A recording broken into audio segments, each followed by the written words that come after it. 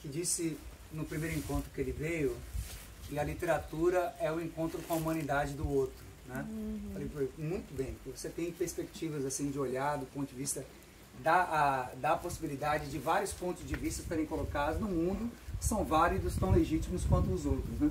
E o paradoxo da vida é que, incrivelmente, a gente se organiza muito mais por causa da morte do que por causa da vida, né?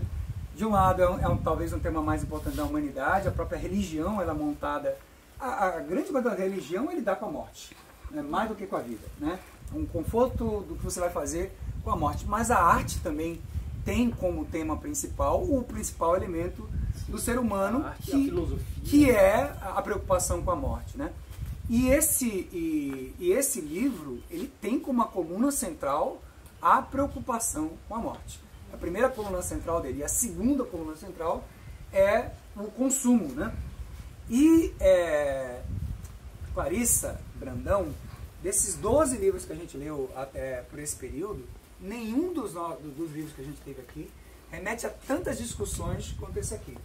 E de uma certa forma, uma espécie de paradoxo, porque de um lado tem um certo sentimento de vazio, que vazio seria uma ausência de coisas, né?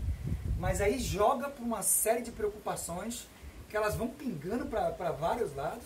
Uma delas do próprio consumo como uma forma de entretenimento, de driblar essa preocupação com a morte.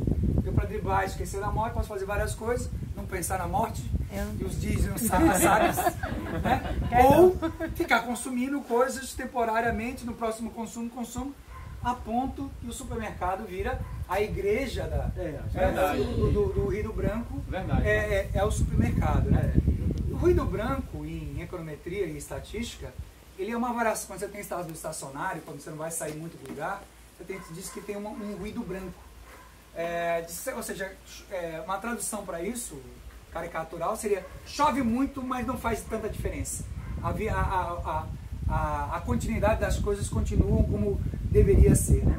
E do outro lado, o ruído branco, essa coisa da sonoterapia, né, que é o barulho que a criança ouve no estômago e acha tudo normal, porque ouviu o texto que estava na barriga da mamãe. Então a gente tem uma anestesia de um lado. Né? Do estômago não.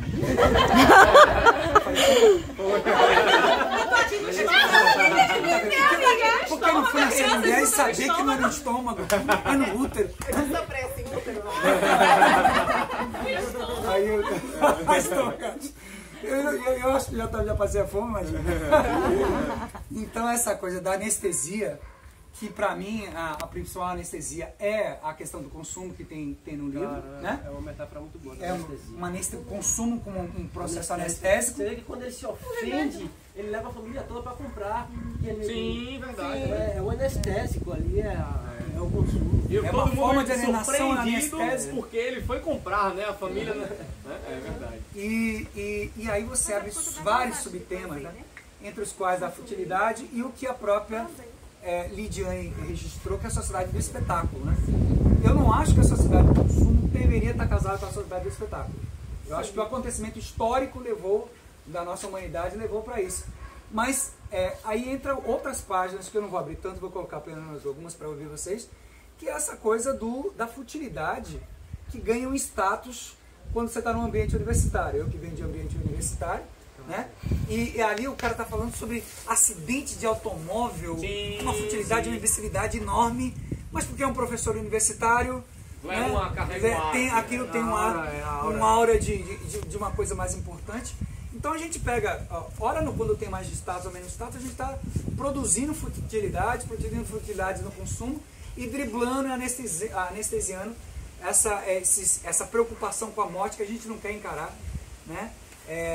Eu me lembro que tinha um cara que falou: não me anestesia não, quero sentir a dor da vida, né? Porque às vezes fica tanto que a pessoa, a vida é prazer, mas é dor também. Claro. Né? Isso Se você anestesia demais, você também não viveu, entendeu? Desde o sexo, né, até as mais diferentes coisas das adversidades esportivas, laborais e tudo mais. E aí abre uma série de subconjuntos, esses 4 personagens que eu acho principais do livro, né? O Jack, a Babette, o Murray e o Heinrich. o cara coloca, o americano coloca o nome do filho alemão, o cara que não sabe alemão, quer que não descubra que saiba alemão, né? Aí a sociedade do espetáculo, Lidiane, né? De aparecer como, né? Parecer espetacular, que eu sou um entendedor, ele entra. Então, na verdade, para quem leu, sabe que tem muito mais coisa que isso, eu não vou monopolizar aqui para nossa abertura, mas volto a dizer, de todos os nossos 12 livros que a gente pegou, nenhum deles tem tantas questões espalhadas assim, como esse livro do Ruído Branco.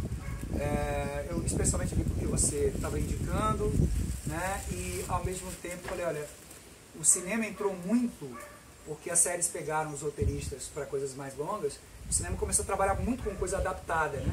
E normalmente eles fazem boas escolhas quando resolvem fazer, né?